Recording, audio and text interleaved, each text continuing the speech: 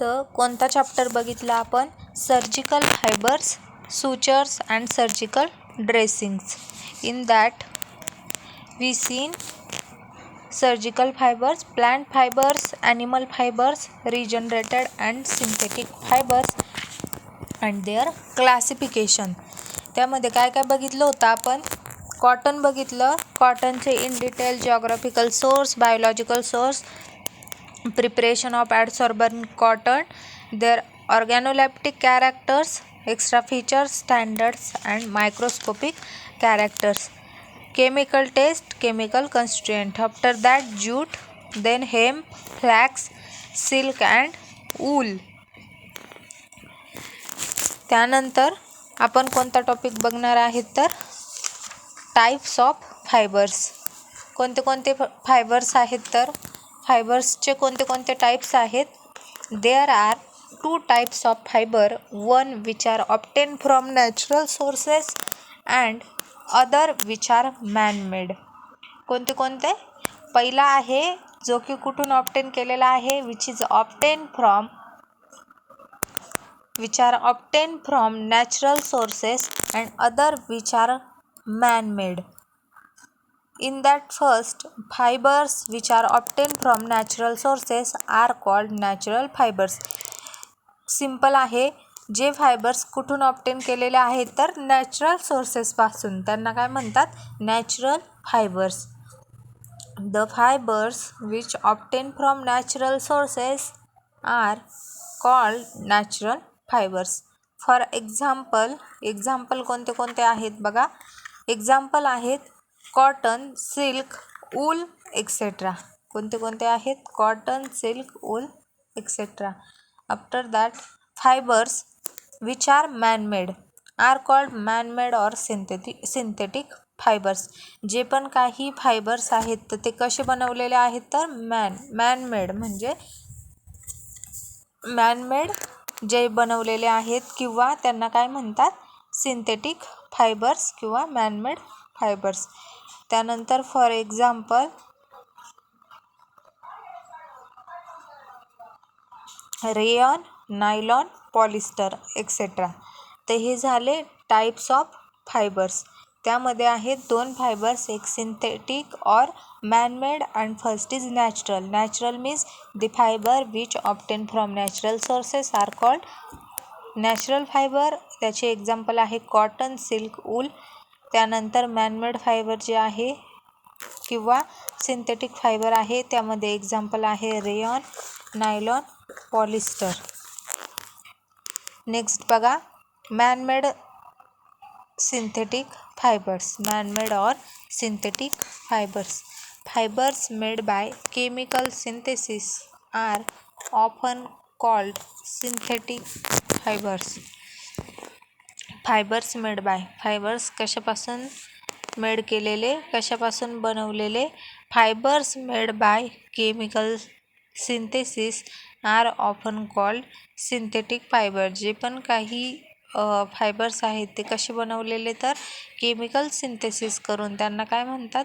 Synthetic fibres. त्याचे example आहे polyester आणि नायलॉन. आफ्टर दॅट फायबर्स बघा. Fibres regenerated from polymer sources. Fibres कशापासून जनरेट केलेले तर पॉलिमर सोर्सेसपासून. त्याचे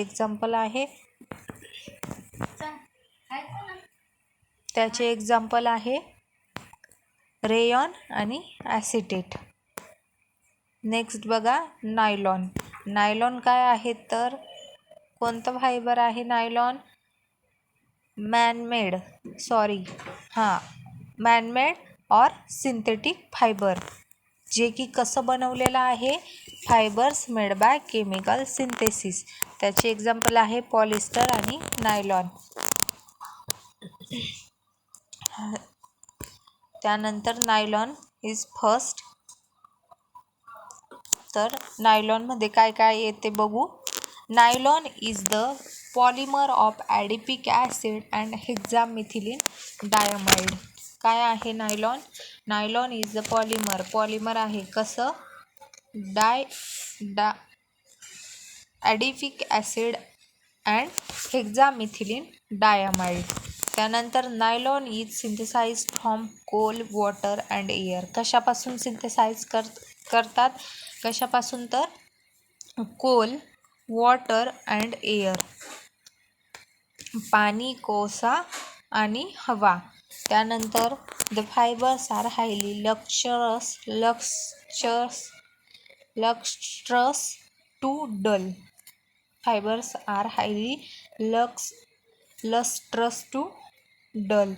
हे कसे आहेत? तर लस्ट्रस आहे. त्यानंतर they are very strong when dry or wet. कसे असतात? स्ट्रॉंग आहेत. व्हेन ड्राय ऑर वेट, जेव्हा ड्राय किंवा ओले असतात. त्यानंतर आयडेंटिफिकेशन टेस्ट बघा. आयडेंटिफिकेशन टेस्ट कशी असणारे आहेत नायलॉनची? It is soluble in 5M hydrochloric acid and insoluble in acetone. It is soluble in 5M hydrochloric acid and insoluble in acetone. तर कशात सोल्युबल आहेत? हायड्रोक्लोरिक ॲसिडमध्ये. आणि इनसोल्युबल कशामध्ये आहेत? तर ॲसिटोनमध्ये. त्यानंतर it is soluble in 90% formic acid and 90% phenol. अजून कशामध्ये सोल्युबल आहेत नायलॉन? तर 90% formic acid and 90% phenol. Next बघा युजेस बघा नायलॉनचे काय काय आहे. Nylon is used for filter cloths, sieves and non absorbable sutures. It is used for making nylon syringes. Uses काय आहेत? Nylon is used for filter cloths, sieves and non absorbable suture. कशासाठी? Filter cloths, sieve, जे पण काही sieve असतात, cloths असतात आणि non absorbable sutures. त्यानंतर it is used for making nylon syringes. जे पण काही सिरिंज बनवली जाते, कशाची? नायलॉनची. तर त्याच्यासाठी ते यूज होतात. It is used for making nylon syringes. त्यानंतर हे बघा त्यांनी दिलेलं आहे नायलॉन मोनोफिलामेंट. काय दिलेलं आहे? Nylon monofilament. त्यामध्ये आहे नॉन ॲब्सॉर्बेबल सुचर. काय आहे? नायलॉन फिलामेंटमध्ये नॉन ॲब्सॉर्बेबल सुचर. नेक्स्ट बघा नायलॉन सीव. त्याची पण त्यांनी डायग्राम दिलेली आहे. हे काय होतं? सुचर होतं. त्यानंतर हे आहे नायलॉन सीव. नायलॉन सीव कशी आहेत? तर ते पण दिलेलं आहे त्यांनी.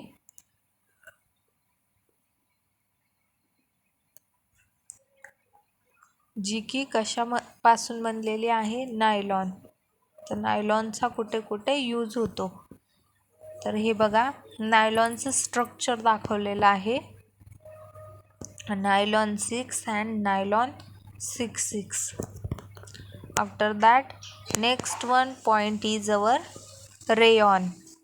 रेयॉन म्हणजे काय? तर धागा. सर्वांनीच धागा बघितलेला असणार आहे. फर्स्ट पॉईंट कोणता बघितला आपण? Nylon. Next second one is rayon. तर रेयॉन कसं असतं ते दाखवलेलं आहे. तर बघा सिनोनिम बघा रेयॉनचं.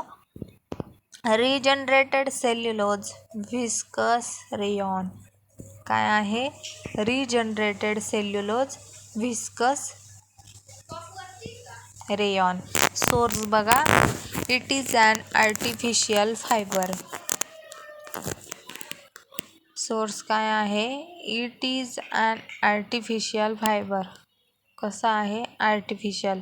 The cellulose of coniferous wood in the form of pulp is processed to give viscous rayon.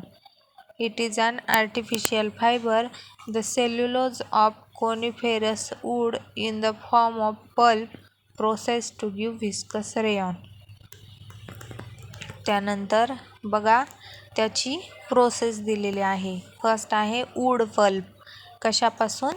Wood pulp. त्याचं सोर्स काय आहेत त्यांनी सांगितलं होतं? तर cellulose of coniferous wood in the form of pulp is processed to give viscose rayon. मग त्यांनी खाली पण दिलेलं आहे वूड पल्प नंतर काय दिलं आहे बघा. The pulp contains 80 to 90% cellulose and hemicellulose. The pulp जे पण काही पल्प आहे ते किती पर्सेंट कंटेन्स करतात. The pulp contains 80 to 90% cellulose and hemicellulose. It is treated with कशामध्ये ट्रीट केलेला आहे. It is treated with sodium hydroxide to get sodium cellulosate. It is treated with sodium hydroxide. Sodium hydroxide सोबत ते treat केलेलं आहे to get काय मिळवण्यासाठी. To get sodium cellulose. त्यानंतर further treated with carbon disulphide and sodium hydroxide. त्यानंतर ते कशासोबत ट्रीट करतात तर कार्बन डायसल्फाईड आणि सोडियम हायड्रॉक्साईड. वूड पल्प आहे. वूड पल्प नंतर ते पल्प काय कंटेन करतं तर 80 to 90% सेल्युलोज आणि हेमिसेल्युलोज कंटेन्स करतं. त्यानंतर इट इज ट्रीटेड विथ कशासोबत त्याला ट्रीट केलं जातं तर it is treated with sodium hydroxide. कशासाठी टू गेट सोडियम सेल्युलोसेट. त्यानंतर फर्दर पुन्हा कशासोबत ट्रीट केलं जातं with carbon disulphide and sodium hydroxide. Next बघा. त्यानंतर आहे viscose solution of sodium cellulose xanthate. Viscose solution of sodium cellulose xanthate. After refining, this solution is forced through the fine nozzles into the bath of sodium sulfate and sulfuric acid. Viscous solution of sodium cellulose xanthate. त्यानंतर after refining this solution is forced through the fine nozzles into the bath of sodium sulfate and sulfuric acid. त्यानंतर बघा next. The filaments are drawn together to form yarn. The filament are drawn together. जे पण काही filament आहेत ते कशासाठी तर to form yarn produce करण्यासाठी. To form yarn. The yarn is sulfurized, bleached, washed, twisted and then dried. The yarn is desulfurized. The yarn is desulfurized, bleached, washed, twisted and then dried. आणि त्यानंतर काय करतात dry करतात. त्यानंतर बघा identification taste. Identification taste काय आहेत बघा. With N/50 iodine and 80% sulfuric acid it gives a blue colour. जेव्हा पण कशासोबत ट्रीट करतात with N50 iodine and 80% sulphuric acid it gives a blue colour. कोणता कलर देतात ब्ल्यू कलर. इट डिझॉल्व्स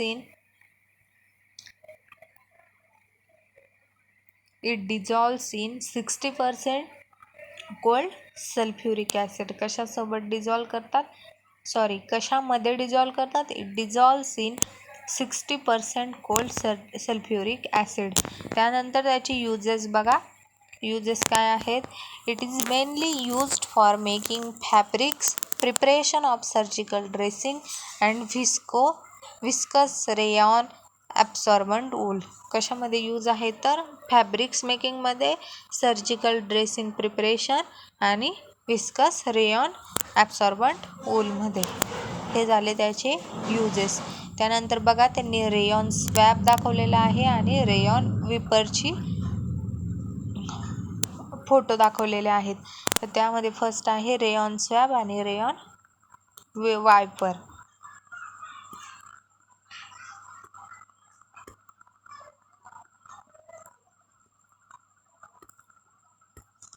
ठीक आहे.